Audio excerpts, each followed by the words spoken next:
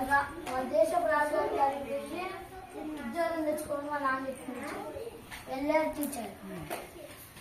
రాజుగారు ముందు వాళ్ళకి పోటీ పెట్టారు టీచర్. ఈ పెట్టెలో ముందు చెప్పమన్నారు టీచర్. ఫస్ట్ ఆయనేమో ఈ పెట్టెలో తేలిగ్గా ఉన్నాయని, రెండో ఆయనేమో గుండ్రటి ఉన్నాయని, మూడో ఆయనేమో మామిడి పండ్లు ఉన్నాయని.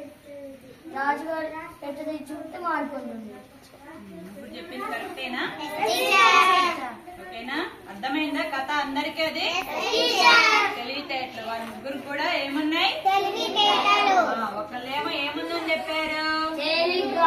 తేలికగా, వెయిట్ లెస్ గా ఉంది కదా. అది మామూలు ఇట్లా బట్టలు ఎట్లా పట్టుకొని వచ్చారు, ఇట్లా పట్టుకొని వచ్చారు కాబట్టి అట్లా తేలికగా ఉందని చెప్పారు. ఇంకొక ఆయన ఏం చెప్పిండు?